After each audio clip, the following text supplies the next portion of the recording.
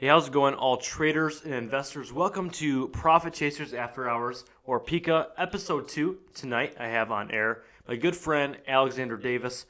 He's a man that I've looked up to for all things mindset, especially mindset, but routine as well. So those are the two things that we're going to talk about: a healthy mindset and a healthy routine to not just be a successful day trader, but to be successful, period. That's what we're about here. I understand that everyone wants to be a day trader, but I think it's vitally important to have rules and routines and a mindset in place to be successful at no matter what you do. I don't consider myself to be just a successful day trader. I consider myself to be successful at multiple things.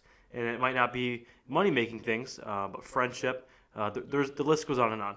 But anyways, Alex is a good friend of mine. He was a member of my Mindset Mastery group. And the coolest thing that I think Alex has done for me is got me into reading and literature.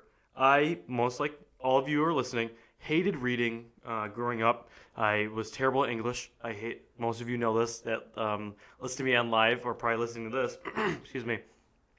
And I didn't like reading. I read one book a year, maybe if I was lucky, but I doubt it.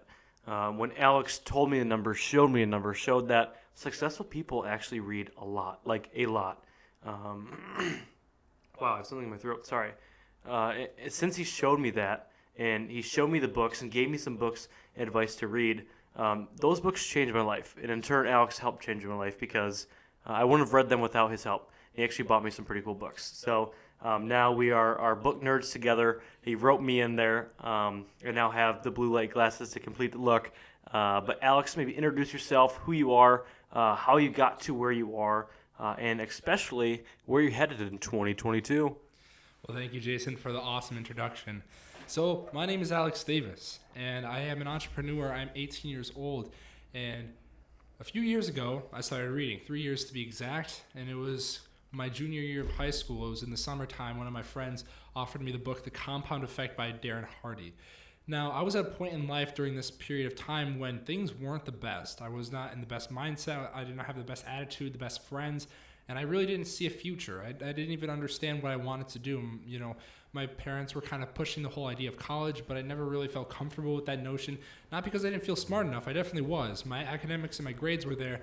I just didn't feel like that was the path for me. I never really understood that, you know, it was possible to live above the minimum wage job and really have a life outside of whatever society put me into. The thing is, guys, that you have a choice. And I realized that after reading The Compound Effect, everything changed. The ability to have a choice and to choose who I want to become was ever so vital at that moment. So from that moment, I became an entrepreneur. I started massively reading book after book, listening to audios. I listened to hundreds of hours of audios as I rode my bike in the morning, as I woke up and I did workouts. Every time I was doing chores, mowing the grass, I'd be listening to some of the most famous people on the earth, and I would be reading books. Last year, I read 46 books. Now, the average CEO reads close to 46 books, and that's part of the reason why I did it, because as you consume all this content, as you put it into your brain, neural pathways are being formed. This is called neuroplasticity. And the more pathways that are being formed, especially as you age, you want to continually grow and expand your mindset and your knowledge. We call it bandwidth. That way you can do more things. In order to become a day trader, you need to understand charts. You need to understand a lot of things. You need to understand your mindset. And it's not just about, knowing what stock to buy, but it also is about understanding the entirety of the stock market. You need to learn by reading books. There are books on finance, books on mindset, and the way you do one thing is the way you do everything. So I'm going to preface this entire conversation by the fact that if you want to discard mindset and you just want to do day trading, you should stop listening to this podcast altogether, because mindset is the most vital thing. The way you work and your mind is working is the way you're going to perform when you are behind the screen trading charts and trading stocks. 90% of day trading or investing, period, especially day trading, is mindset. Risk management, I can teach you every single strategy in the book, but if you don't have a mindset for success, a mindset for being better, then you're not going to be a good day trader. You're not going to be a good investor. You're not going to even be a good person. And that's a harsh thing to say, but your mindset really carries you in everything. Alex said one thing: what you do for one thing, you do for everything, and I fully agree with that statement. Now, I think it's a really great segue. He also mentioned he rode his bike in the morning. He did a lot of eventful things. Jeez, wow. Holy crap. We So a quick side note. Something we're doing for all episodes on Profit Chasers After Hours is we're gonna Uber Eats or Grubhub or whatever food to our podcast, and halfway through our podcast, we're gonna have the deliverer, if they're willing, sit down and answer a question or something like that. Now we already had that, and on the topic of health and wellness, we decided it'd be a good day to order McDonald's. So I'm a little gassy. I appreciate it. I'm sorry for that. But I will roll the clip for the user or for the deliverer. Thank you, Z. I greatly appreciate you answering the question. Very motivational. Yeah? One piece of advice to younger kids, what would it be? Any advice? Young kids? Vice? What was that? I don't know what it means. You don't have any advice? Huh? Oh, what are you doing here? We're shooting a podcast, a video. Oh, video, I see. People can listen. Oh. Yeah. Anyway, so in the morning, what do I do? What does Alex do? And what do all the successful people in the entire world do? And that is, have a routine and accomplish the hardest things in the morning first. For me, personally, and for Alex, I can speak for both of us. We love to work out. We love to go to the gym. He's more of a cardio and a calisthenics man, while I like more powerlifting. But we both go to the gym. In fact, if you guys watch, in my personal opinion, the best video that's ever been produced out of Profit Chasers, the day in the life video. Alex actually filmed all of that, and you could see he's in some clips of us working out. That was at 5 a.m. in the morning. Now, I understand that every single one of you can wake up at 5 a.m. in the morning. Now, our gym has changed their hours to 7 a.m. So I get up. Actually, this morning was a little bit of a fluke, but I usually get up at around 5:30 to 5:45. Not incredibly early, in my opinion. Today was 4:30, but it's because I went to sleep very early and I wanted to get some reading done. However, when it comes to waking up early, when it comes to working out, and when it comes to accomplishing the hardest things in your morning, the reason why it's so important, especially when it comes to day trading, is your brain needs to be operating at a high frequency. If you roll out of bed like I did, as soon as I quit, I had a construction background, and I worked extremely hard, and I became complacent when day trading took my full-time job. And the second month after I quit, what I would do is I'd wake up at 9:25 and market would open at 9:30. I would quite literally, roll out of bed and get to trading. And my numbers were terrible. They were crap. I was not even profitable those months. Why? Because my brain was operating at high frequency. How can you make such large financial decisions for your future after being awake for 5 minutes, not even brushing your teeth? So what I suggest, I personally really love working out. Again, I'm a power lifter. I lift heavy weights in the morning. I accomplish one of the hardest things I do all day. So when I'm at the office, when I sit down on my computer, my brain's operating at a very high frequency, and I'm ready to day trade.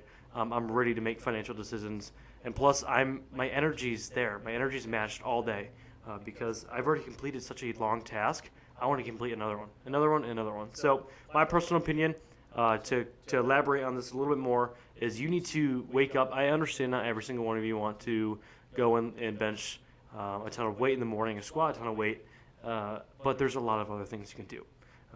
Health and wellness is huge. It comes a great deal of success when you do it, and it doesn't have to be working out in the morning. Say you can't do it. You tried it a bunch and you can't do it.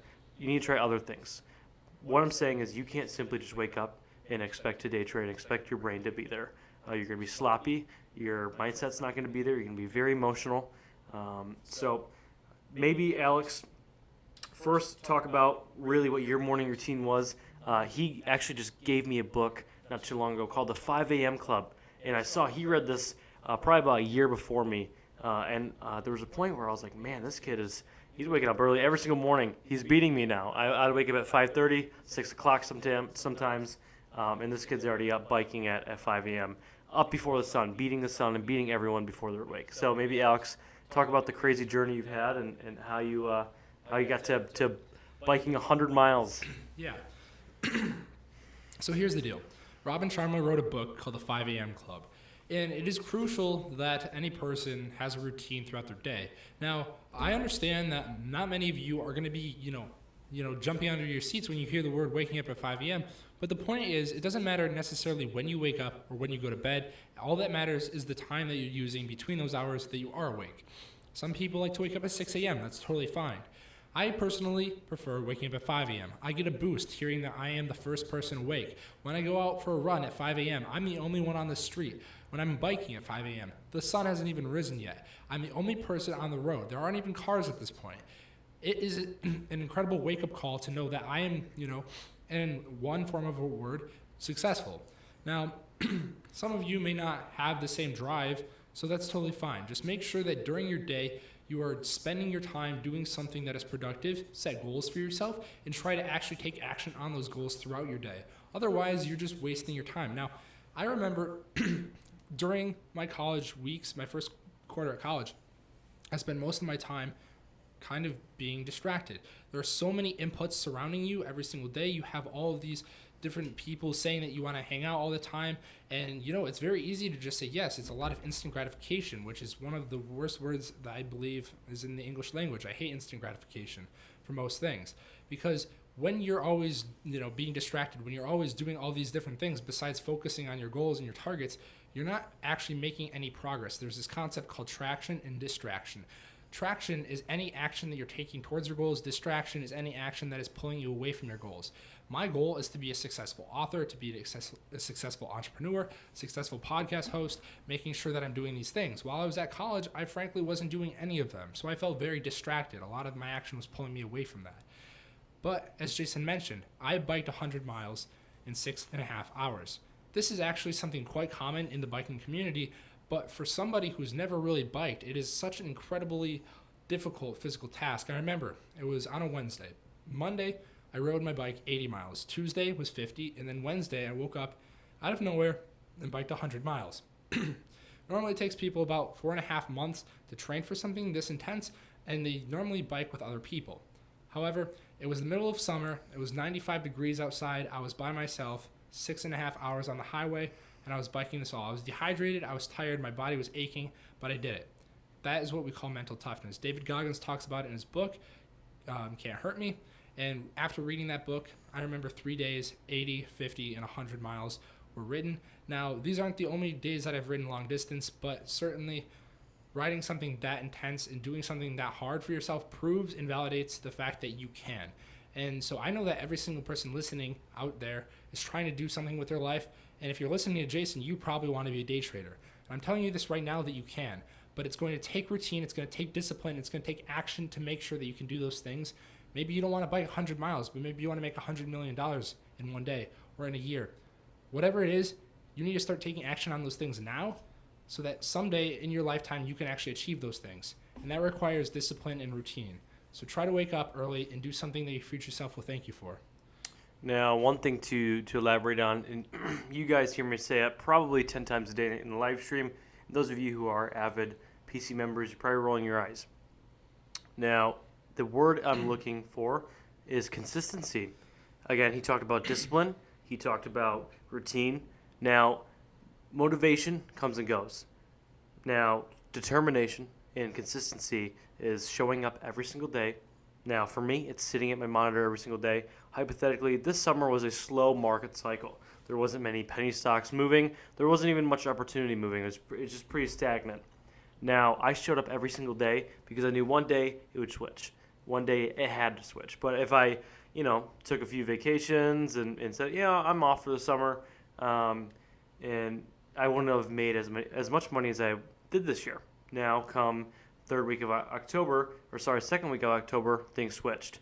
DWAC, for those of you who know, it kind of added momentum back in the market, and I made six figures in one day. My first and only day I've ever made six figures in one day. And if I were to just continue to not show up, to not be attentive, to not practice, not honing my strategies and my skills, not stay disciplined, that wouldn't have happened. Luck is when preparation meets opportunity, and I 100% believe that. I was being prepared every single morning. I sat at my screen and watched the stock barely move 1%. And then to see a stock soar a few thousand%, I was prepared. Now, a few ways to take that is maybe you're not ready to day trade every single day. A lot of you who are under the pattern day trader law. I don't want to elaborate on the pattern day trader law much just because we talked about it last episode. But those days that you don't have a day trade, you need to be sitting down paper trading. I understand that not every single one of you can do that because it's fake money, simulation money, but you still need to do it. You still need to practice your strategy. You still need to understand the software and the mechanic you're using. If you just kind of slack on the other days you don't have day trades and you said, well, maybe I'll sit down when I have a day trade. No, you won't. You need to sit down to no matter if you have a day trade or not, you need to be paper trading, practicing the skills. So when you have a day trade, you are ready, you are prepared to make money. And another thing is consistently make gains. I see a lot of traders try to. We talked about in the last the last episode, 1% a day, compounding interest. Now, the compounding interest book, or the what's it called? I forget. The Compound Effect. Compound Effect, thank you, is a really good book. That it was actually the first one that he kind of told me to read, and we read actually together. Now, I've read several books since then, and one book that I really like in the Compound Effect, or one chapter I like, is it talks about the friends, the people who you were around. And I'd love to elaborate on that a little bit more. Maybe, Alex, you want to start, and then I can kind of add to it. Absolutely. So there's this quote that says, you are the average of the 5 people you spend your most time around, and there's nothing more that I agree with on this planet. You see, I wrote a book this past year. It's called Divided, and the entirety of the book is nonfiction, and it surrounds its idea, and the entire premise is that you are the average of the 5 people you spend your most time around. This idea comes from my own life. Someone that is very close to me struggles a lot with association. They tend to surround themselves with toxic people, put themselves in toxic environments, and put a lot of toxic inputs into their brain. But association is by far one of the most important things because we are people. We love people, and we love being around people, and we love having people in our lives. But it's very crucial that those people that are in our lives aren't just anybody. You need to make sure that they're helping you grow in the direction that you want to go. So, I have 5 friends that I spend all of my time around, and that's about it. I mean, I have other people in my life, my family, and some other friends, but the majority of my time is spent around these 5 people. That is because as a successful business owner, as a successful person, it is crucial that you spend time with people that are aiding your growth. So Jason happens to be one of those friends. I actually call this kind of like the brain trust. I have a friend named John, and actually it's kind of funny. All these friends have a J name. So there's Jason, there's John, there's Jordan, there's Joey, and then the last one doesn't have a J name, but it is my friend Nick. And all 5 of these people help me in different ways. Jason is one of the hardest working entrepreneurs that I know, and so I look up to him a lot in that area. So it is crucial that you as a day trader, you as a person, surround yourself with people that are doing what you are doing each and every day. That way you can become the person you want to become one day. Now, I do not want to blame anyone for the actions that I've took in my life. It's 100% my fault, and no one is to blame but myself. And you should never throw the blame at anyone else. But you can succumb to peer pressure. You can fall in places that you shouldn't be, depending on the people you're around. You could be pushed and maybe motivated to do things you shouldn't be doing. And that's exactly what happened when I was in high school and when I was in college. Not that any of these people were bad people. They're, in fact, great friends, but great friends for some areas in life. They weren't great friends for investing in motivation and entrepreneurship. So when I dropped out of college, when I graduated early from high school, I had, in my opinion, not a good friend group. I had a very unmotivated friend group. I had a friend group that was planning on doing society's plan and was fine with that. Planning on just making an hourly wage, a cap to their time, and that was just extremely depressing to me, to see so many people willing to put a price on their time. And that was so upsetting. And so I searched for people who potentially thought like me, who wanted more in life, not just financially, but spiritually, physically, in every area of life. So I created a group called Mindset Mastery, and that's how I actually met Alex, because he reached out to me and he had the same problem. He didn't have any friends at the time, and he was an aspiring entrepreneur. But it is 100% true. You are indeed the average of the 5 people you spend most of your time with. And it's funny how he said 5 people. He didn't say a bunch of people, some of my friends. He had a cap to the amount of friends he spent most of his time with. Not that you cannot spend time with any other friends, but a good majority of your time best be spent with people who push you every single day. My best man is probably my biggest hype man, my best friend growing up. He texts me every single day, make sure you make another video today, make an extra YouTube video, do this, do that. And the cool thing about it is him and I are a lot alike, and when we see each other win, we get more excited for their wins than our own. I saw him he had a $500 day in a small account on Monday, and it paid for his entire trip to Cancun, Tulum. We're going to go on a team retreat, and he was excited that in one day of day trading, in a few minutes, he was able to pay for an entire luxurious vacation. I was probably more excited for him than he was for himself, and it is like that vice versa, because we want what's best for each other. You need to find people like that, people who get more excited about your wins than you do yourself, or else it's going to be extremely, extremely hard to make it there. You can't make it by yourself. It's almost impossible. I tried, trust me. Now, an easy way to find that is to just put up a simple post and see who tries to shoot you down, and B, who tries to build you up. Something about entrepreneurship, maybe even day trading, whatever it may be. For those of you who, for the friends that slide up on your story or talk to you and text you and say, hey, why are you doing that? Or hey, what are you doing? That's cringy, that's annoying. You need to remove those individuals out of your life. For the people that say, hey, I want to learn, or hey, I could teach you this.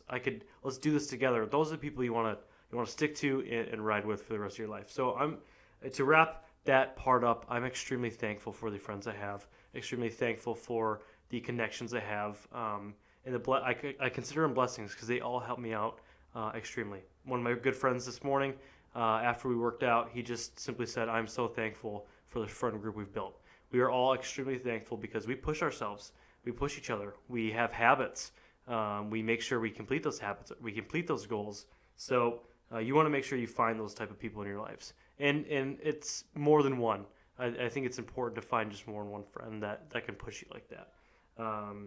So I guess maybe give a list of books that people who need to escape that mindset can read. People who are looking to kind of get out of the trap and get the wake-up call. I consider it like a wake-up call. It's like living a second life almost when you realize, not putting a cap to your time, not putting an hourly wage to your time. Yeah. Maybe speak to those people and give a list of books you would recommend.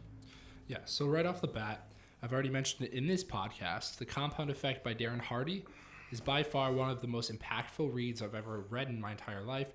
It's what really started off this entire chapter of growth and prosperity for myself, and it's something that I think that every single person out there, whether you're a day trader or an entrepreneur, should be reading.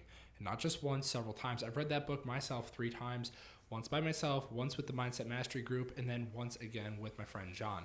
So after that, I would go straight to maybe The Magic of Thinking Big. Now I've never read that one. Yeah, this is a book that talks about the way in which you can grow your mind and expand your mindset, and you can really just have a big think when it comes to the way in which you approach life.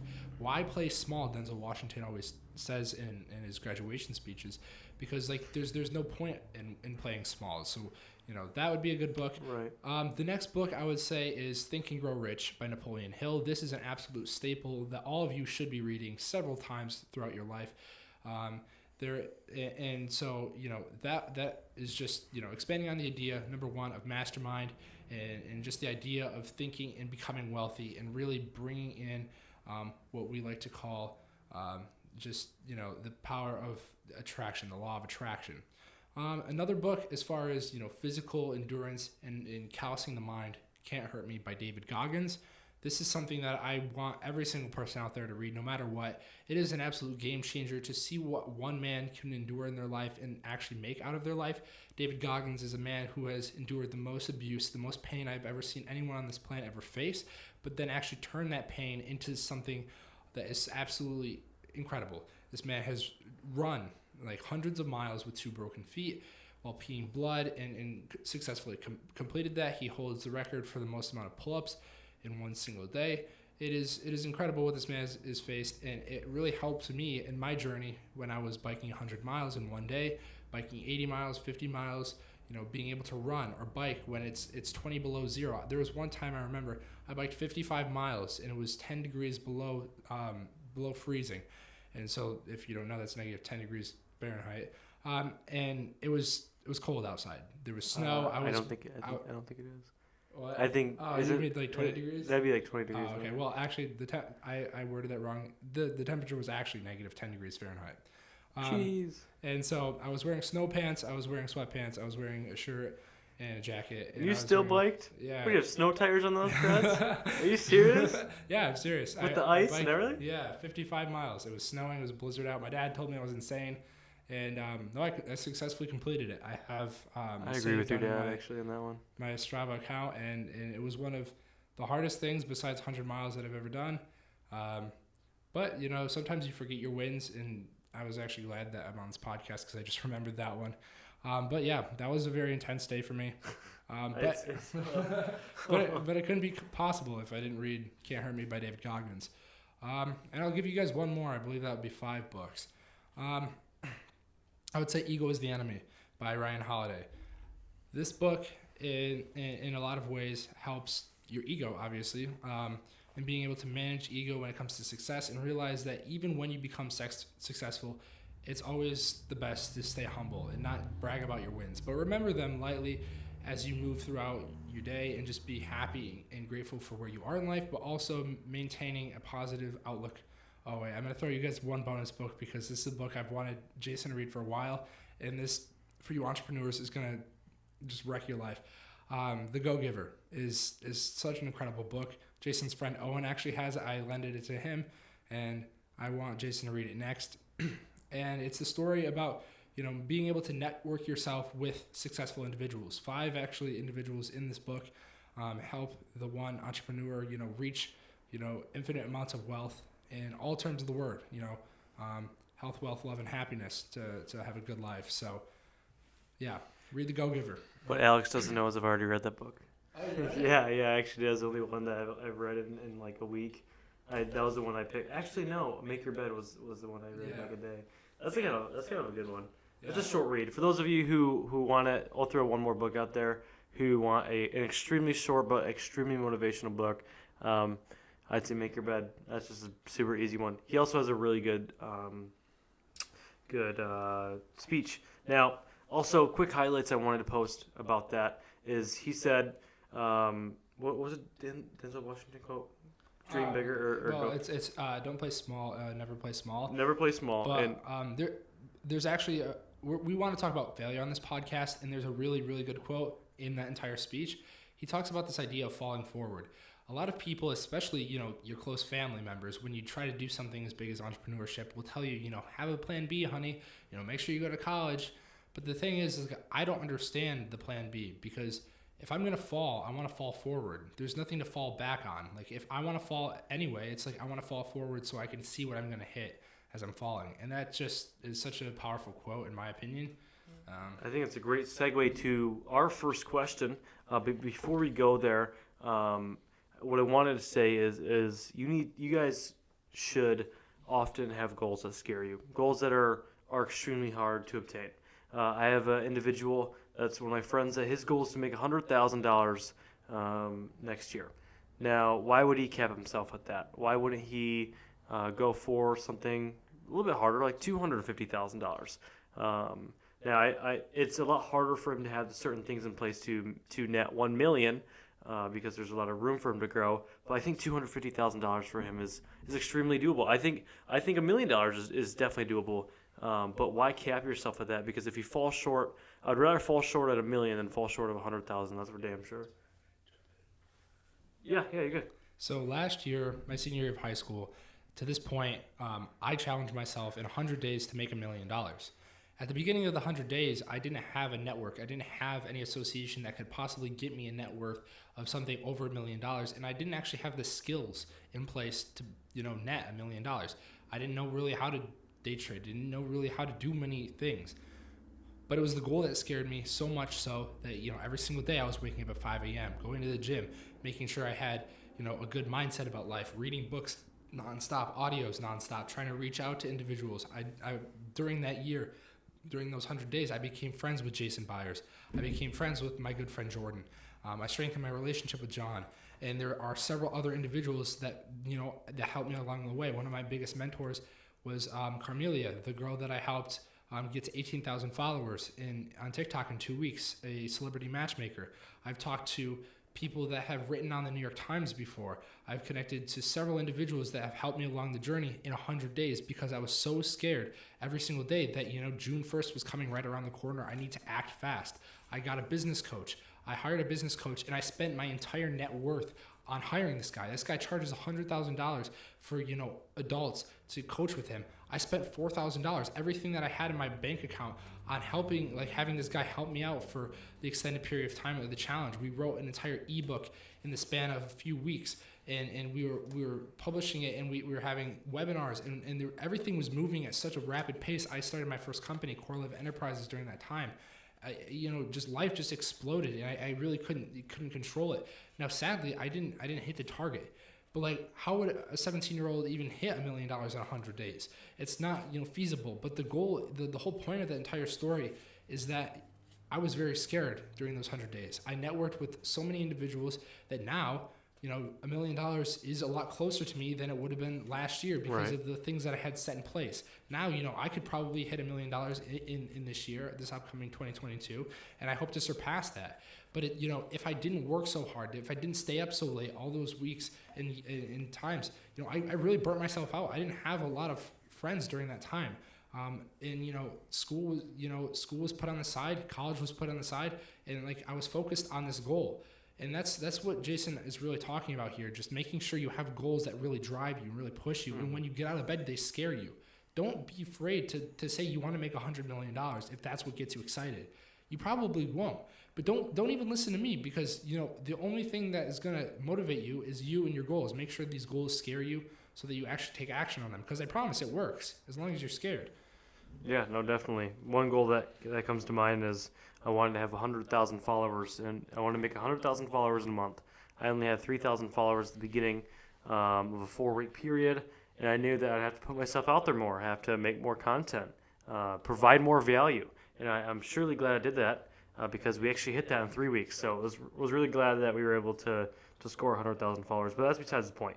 So Corey, he actually just upgraded his PC membership to PC Gold membership. So Gold member Corey said, if you get a chance, I'd love to hear, first of all, before I answer this, great job in the $1,700 profit on the day, Corey. Great job, man. You killed it. So he said, if you get a chance, I'd love to hear how you handled losses when you were young and trading, as far as not chasing them and not compounding things and making it worse. How did you have the mindset of having those rules and sticking to them? Really good question. That is a really good question. And the first part of that was, how did I handle them? And the simple answer to that is you need to celebrate your losses just as much as your success. There's a famous video of real estate investor Andy Koshman where a guy asked him, what does it feel like to lose $1 million in a night? How do you wake up in the morning? He said, I smoke a good cigar.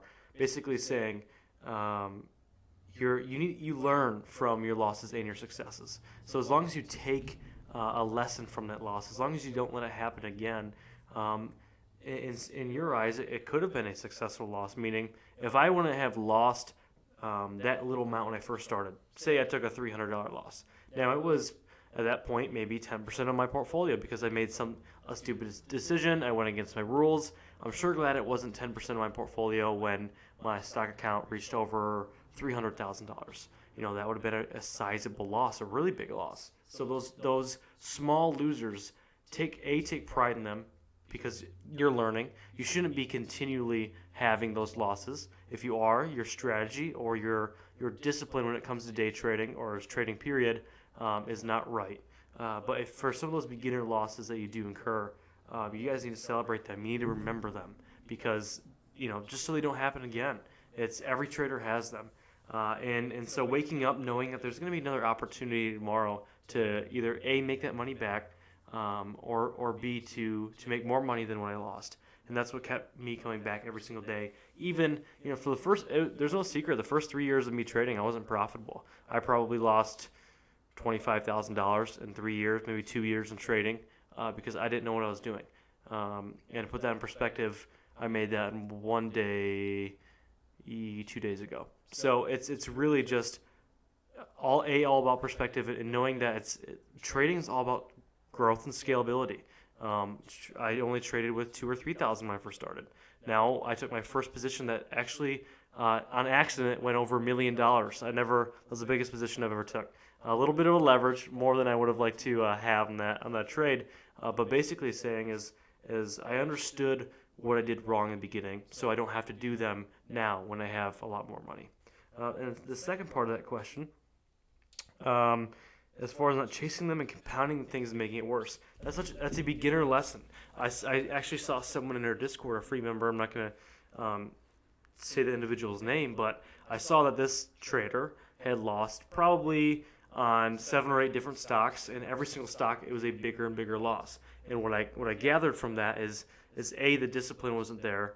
That individual didn't walk away from the trading monitor. Say your max loss is $2,000. That individual lost $5,000 at that day. So he more than doubled his max loss, and he snowballed it. That's a video I have on risk management. Snowballing your loss. You need to be good, A, at losing. You need to lose often. I lose every single day. Today I didn't have a red day, so maybe technically in trading I didn't lose, but in other areas I probably lost. Not texting that friend, not doing that extra thing. So you lose every single day, but realizing that if you lose often and you're good at losing, what's the book that actually talks about that? So to kind of answer your question, Corey, as far as not chasing them, realizing that tomorrow's a new opportunity, tomorrow's another day. Now it's kind of poetic that you lost like $1,300 on an accident. It wasn't even really your fault. I don't think he minds me sharing. This individual had a limit order in off a halt and not a stop limit order, and it got filled entirely. And the stock tanked. It didn't hit what he thought would be a stop limit order, and he lost $1,300. I could tell he was upset. I could tell it took a little bit of a burden on him. What did he do today? He manned up. He was able to walk away from it. 2 days later, he made $1,600, and now he's up, say, $300 on the week. Might not sound like a ton, but what he did was he learned a very expensive lesson, and he didn't compound that loss. He was disciplined. He walked away, understanding that, that's going to suck. For the rest of the day, it might hurt his mindset. But once you lose, just know that, especially if you're a beginner, once you lose a certain amount of times, and you've done it for a certain amount of years, certain losses shouldn't affect your mindset throughout the day. It got to a point where if I had a red day, the entire rest of my day was ruined, 100% ruined, because I had a red day. And say I only trade for an hour a day. The other 16 hours I was awake were ruined because of 1 hour on my day. Now imagine I did that every single day, how terrible my life would be. Now your life shouldn't revolve around the stock market, because we're training you to be as robotic and as emotionless as possible. So try not to let it affect your day. Try to do other things. What I did that helped me a lot when I was younger was do things that I enjoyed to get my mind off of that loss. I loved playing basketball and working out with my friends. I liked, at the time, I liked playing video games with some of my friends. Doing things to kind of get away from watching stocks and realizing that tomorrow is net zero, game time. So that's what my advice would be on that given question. Really good question. I could elaborate more on it, but maybe we'll save it for our one-on-one lesson. Do you have anything you want to add off of? Now, Rigo said, well, actually, books, and Alex kind of killed it on the books. And he said, and what can you do to be and say as robotic as possible? Stop those emotions like greed and fear from distracting you while trading. And I have a YouTube video on the 3 things that help me become a profitable trader. And the one thing I think I can elaborate on this question is have other sources of income. I talk about in the video when my wife, she was my girlfriend or my fiance at the time. Yes, she was my fiance at the time. We shared a bank account. We both were extremely broke, so it only made sense for both of us to have the same bank account. And she didn't have a job. I lost my job, and all I had was money in my trading account. So our entire finances, which we had about $2,000 a month in bills we had to pay for to literally just skate by. Mortgages I had on two homes, or actually no, one home at the time. I had 2 car payments. We had credit card bills, and to be able to live and just pay for food and groceries, I factored about $2,000 a month. And our income, our household income, had to rely on how good I was at trading at the time. This was I think 3 years ago. I'm so bad at time. And what happened was I became a very emotional trader. Why? Because both of our finances had to rely on how good and how successful I was and how I performed. That was a lot of stress because if I did bad in the month, we didn't pay bills, we didn't eat, we didn't make ends meet. Now I was able to do this for probably about 6 straight months until she finally got another job and I was able to build up other sources of income. Now trading will always be my main source of income and my biggest source of income. But being able to have other things to fall back on, and hypothetically, if there's a dead month, now fortunately I've only had 2 red months this year, and they were back-to-back months, and that's pretty common. I usually have 10 green months and 2 red months a year on average. If I had more than those red months, I have to have something else to fall back on. Now, I'm at a point in my career where I can have a lot of red months before I have to have another source of income, start paying for my bills. But especially when you're first starting, it should not be your main source of income, especially when you're first starting. You need to prove to yourself, at least for a year, that you're extremely profitable when it comes to doing this, to a point where you can have this pay all your bills and things like that. Because if you're not, you will become far more emotional, far more irrational in your decision making, and you will be a mess of a trader, especially on the red days, because you will be thinking, oh my goodness, I need this money to pay bills, and it's just a wreck. So that's what my answer would be to that question. Watch that YouTube video. I did like the YouTube video. What do we have for time? I think about an hour. About an hour, really. Let's wrap it up here with what do you want to talk about? What do we got? We talked about friends. I wanted to talk about friends. We want to talk about books, mindset, routine. We fitness, McDonald's. Shoot, what else could we talk about? Let's find something else. Yeah, so that morning, that YouTube video of Alex filming, if you guys haven't watched it, it's a day in the life video. He filmed the entire thing and choreographed the entire thing, followed me around for the day.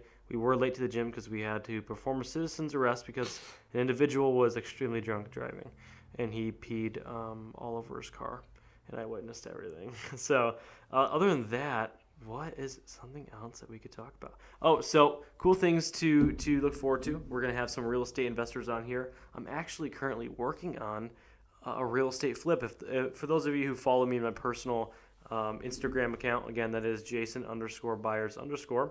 I do believe that is. Or you can just go to Profit Chasers, our Instagram, and it'll be right in the bio. Basically, I posted, what cabinets should we renovate a house? And that's something that I'm extremely excited to look forward to. I think we touched on this last episode, but you need to diversify, not when it comes to your stock portfolio, but when it comes to investing, period. A lot of people think I just reinvest in the stock market and have my entire life savings in the S&P 500 because I live, breathe, and eat the stock market. Now, that's somewhat true because a good majority of my life is the stock market, and I love it, but I can't have all my eggs in one basket. I love long-term investing in stocks and cryptos. I love long-term investing in real estate, something I'm really trying to build right now. I'm pretty excited to kind of elaborate more. I want to save a lot of it for when we have this real estate investor. And the cool thing about it is this guy's legit. he will definitely be a billionaire probably in the next 12 months. I don't think he's officially achieved billionaire status as far as net worth, but when I last talked to him, he was damn near close. So pretty cool, inspiring guy. I swear that guy owns half of northern New York at least. But I'd like to talk about one more thing. I don't know, Alex. Should we wrap it up here, man, or should we? We can wrap it up here. What else did we not cover? Did you check out?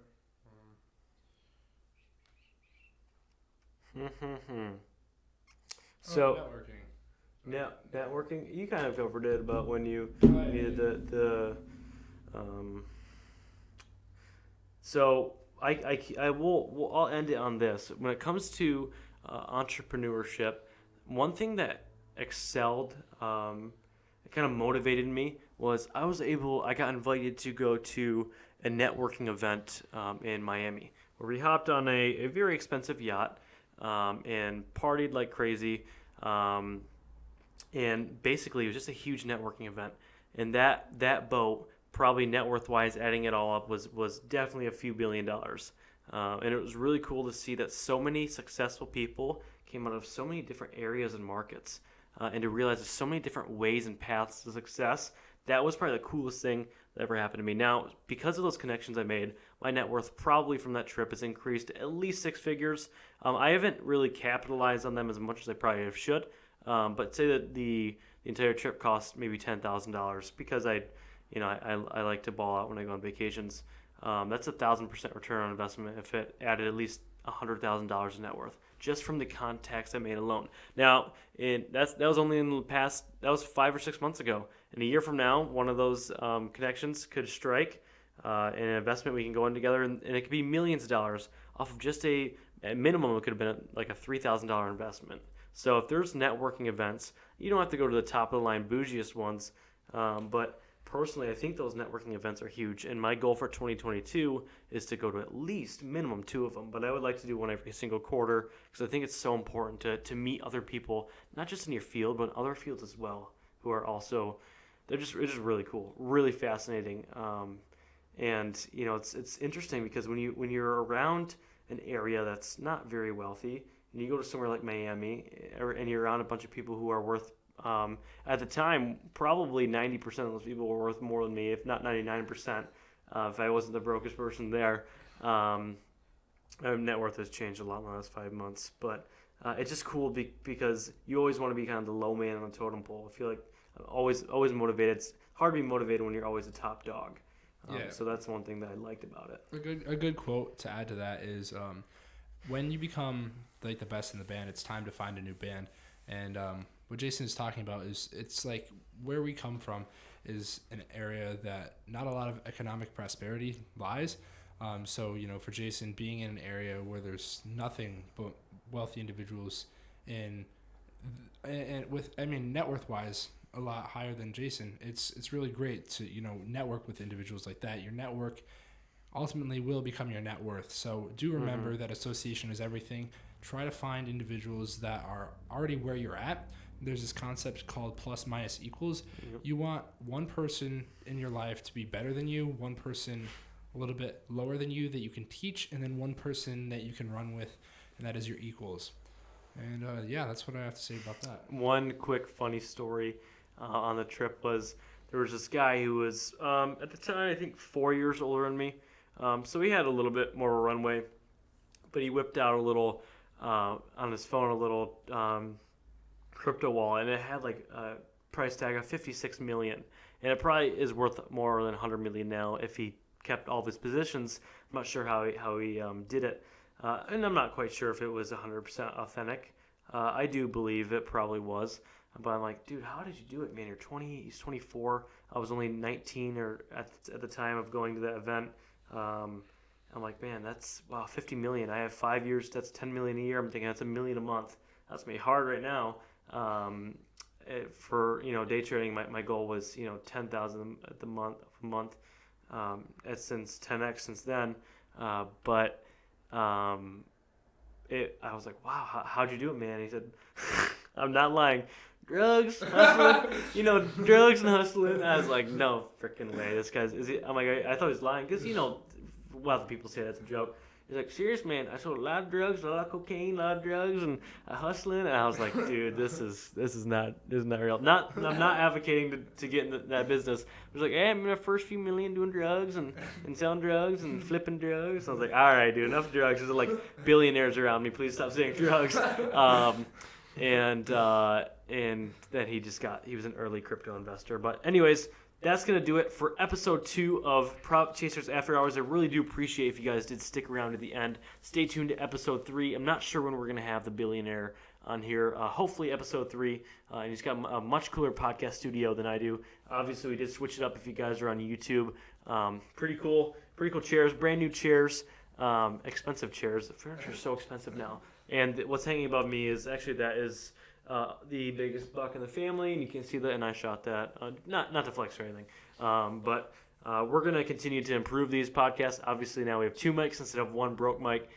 So, again, 1% better every day, not just in stocks, but in life in general, in all areas of business, improving your product or service, and we're going to continue to do that here. We're going to have Alex was an extremely, extremely great person to have on podcast. I really do appreciate your time. Thank you, Jason. And we're gonna have him on set again. If you guys want to know more about what he's about or want to hear more about him, he does have his own podcast. Finally ready to grow. You can find me on Instagram, Davis Davis.alex08, and then finally my book is just finishing up and it will be published. So Jason, please, I'll keep everyone informed in our Discord of our good friend Alex. His book is published. Super excited to read it. It is on my list. Jason also has a cameo in my book, an entire chapter dedicated to himself. Ooh. So I'm very excited for that. I can't wait to read it. Hopefully, I don't go broke. I'm trading penny stocks or something like that. But anyways, guys, I do appreciate your time. I know we went over a little bit. Next time, please DM me the questions you guys want. We're going to do this every single Wednesday night and then post them on Thursday night for you guys. So Wednesday night, please do, or Tuesday night even better, DM me on Discord or on Instagram the questions you want us to go over, and we're going to pick them out from the top PC members. Also, last plug I'm going to make, we are hosting or doing a huge holiday sale, guys. We are doing a huge holiday sale. Our lifetime membership is 30% off. It is only $1,000 for life. To put that in perspective, I have users making well over $1,000, multiple $1,000 a day. And so after one investment, that's a great return if you make 5x it in one day. It depends on obviously how much you're trading. But just know at the end of the sale, the end of January 1st, all of our prices are going to increase about 38%. Now, our yearly is on sale, 25% off. It's just under $500 total a year. Or our monthly is only $34 a month just to get started when it comes to day trading full-time with me. And you guys know what that comes with. If you guys don't know what that comes with, please click the link in my bio or go to profitchasers.net. Anyways, guys, I do appreciate your time. Have a good rest of your night or morning, wherever you're listening to this. And please implement what we talked about in your life. It will change your life tenfold. All right, guys, have a good time. See you later, Jason. Yep. That's a very clean clap, my friend.